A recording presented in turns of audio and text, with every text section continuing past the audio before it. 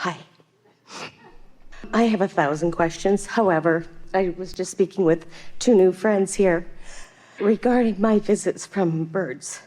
I'd like to know why these birds have come to me, particularly the owls. Well, every time they come, they're coming more now because you're aware of them. And it's very exciting when you begin making the association. We've been talking a lot about getting in the receptive mode, but there are so many people who are not in the receptive mode who really want something more tangible in order to trigger their awareness of the relationship between non-physical and physical. And so the reason that birds make such really good messengers is because they're so plentiful. There are always birds around, and they are always in the receptive mode. So when Source, or someone that you know who has made their transition into non-physical, sends an intention to you that you can't receive, very often a bird nearby does receive it and carries the message, or just wants to get your attention. That's what I feel. Yes. And the reason the owls are coming is because you may be associating them with wisdom, or even with Solomon, as in the Sarah books, which are something that are part of this work.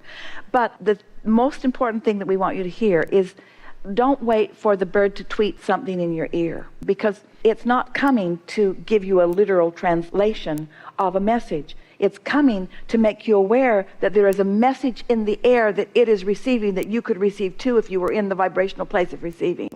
That's what it means. The message is here. That's what the bird is saying. The message is here, and I'm getting it, but I can't talk your language to you. I'm getting it. I'm getting it, and I would like to demonstrate it to you. See me fly, see me be happy, see me independent, see me free, see me loving life. This is the message, but there's so much more to it for you to receive, but it's right nearby, and the fact that you can see me means you can receive the message if you pay just a little bit of attention. Okay. Can I ask you one more question? Yeah. Because I've been working on my energy. Like Esther, you said, was in the van. And sometimes I get that feeling now where I feel I'm more balanced. So I'm just wondering, am I feeling more balanced? You are. You are. Oh, thank God. Because I was worried I was not doing enough, or... The fact that you're working on it makes us want to encourage you to relax a little bit in it. But here's a good question that you could use to focus yourself into some interesting and satisfying conversations. Say to yourself, or say to your inner being, I believe I'm in the receiving mode and I'm listening. I believe I'm in the receiving mode and I'm listening. And then don't be demanding of it coming immediately. Just, I believe I'm in the receiving mode and I'm listening. Because you know, the first translation that any of you begin to translate once you're in the receiving mode is an emotional translation. In other words, it's that feeling. It's the feeling of alignment. It's the feeling of connection. The words are going to come later. The words are further down the manifesting trail. But the fact that you're in the receiving mode and you're feeling good, and you're feeling that satisfaction. So then just focus slightly, ever so slightly, because you don't want to get your thoughts in the way of anything, like why is it not coming, or why can't I hear? And just say softly, I'm in the receiving mode. I know I am. Can't feel this good and not be in the receiving mode. I know I'm in the receiving mode, so I'm just going to listen. Things always work out for me. And just let that be something that's on your mind all the time. You know when you're most in the receiving mode? When you're driving. When you're driving and not in concentrated traffic, but when you're driving, when the road feels open and you're sort of settled back in, and you know it's going to take so much time to get from one place to the other, and you just sort of settle in, there's not really anything else. That often is very conducive to being in the receiving mode. When you're in meditation, that is conducive to the receiving mode. Right after meditation, that's conducive to the receiving mode. When you first awaken in the morning, that is so much the receptive mode. When you first wake up, just lie there for a minute. Don't hit the ground running. Just lie there for a minute and bask and acknowledge that you are enjoying your bed, and allow yourself to rest in the receiving mode just a little bit and see what thoughts begin to come. And what's interesting is the thought may not be a mathematical equation that's going to solve world problems. In fact, we're pretty confident in telling you it's not going to be that. The thought may be, moving to a part of the house and you don't even know why. Just a rendezvous with the bird that's sitting there on the windowsill waiting for you. Or it might be deciding to eat something or call someone or any number of things. But whatever the thought is, when you feel pretty sure that you're in the receiving mode and you get an impulse, it's our powerful encouragement to you to follow through with that impulse, because that's the way you show yourself that you were in the receiving mode. That's the way you let yourself know that your guidance was giving you an idea about something for this reason and this reason and this reason. So these impulses can not just be a flash in the morning, they can just keep coming and keep coming and keep coming. Are you ever at your desk and you have that feeling that you're thirsty, but you put it off for a minute because there's something else that you're right in the middle of? Get up and go wherever it is that you go to get your water and see what that message really was. Because your inner being is guiding you through the path of least resistance. And so often it will give you an impulse about something. Just getting up and stretching your body. You think it's just to stretch your body. Sometimes it gives you a better vantage point of what's around. Also, we could write 1,000 books in 1,000 days describing to you all of the details of what your inner being is guiding you to and through and over and around in order to help you find not that end result, but that happy trail always on your way to another end result. And do you notice how your nervousness has dissipated completely? It went completely away as you just listened and focused and really got in the receptive mode. Yes. And do you know that you heard every single thing that we've said here, that it all resonates? That's how you know you're in the receptive mode. There's a resonating feeling. It clicks with you. You know the value of it, you see. Yeah. And you don't need to be sitting here under interesting circumstances in a sort of spotlight in order to be in the receptive mode. You're in the receptive mode on a really regular basis. You just have to trust that you are and follow through with it to find out the results of what you were in the receptive mode about. How else you going to know? How else you going to come to trust? Oh, I had that feeling, and that feeling led to this. And I had that feeling, this feeling led to this. Esther had an impulse to call someone at the office yesterday. And as she called, she could feel it's often present with this person, but a real openness, a softness, a receiving modeness. They were both feeling it. Esther was in the van at the beach when she received the impulse to call. And his opening words to her were, "You got time for a really cool story?"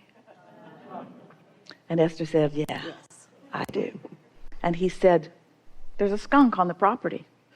Esther said, "I know, that skunk woke me up in the night. I didn't know smell could wake you up." And he said, "Well, the skunk was around, and now it isn't, but it was, and now it's not. But it's having been there lingers." So he said, "So I opened my doors, the back door and the front door of my office, to the outside. And I was just sitting there, and a red cardinal hopped right into the office. Hopped right in on the floor. And he said, I know it's my mom. I know it's mom. I know it's mom." He said, and then I lost it. Meaning he felt the fullness of the love of his mother right there in that moment. Right there in that moment. So we're giving this to you because we want you to notice the extra bird activity that is on its way to you. And we want you to notice that it is, as a result, every time of your receptive mode. Those messages come because you're in the receptive mode. And then the tendency is to go right out of the receptive mode because it reminds you of something that you have a practiced thought about that keeps you out of the receptive mode.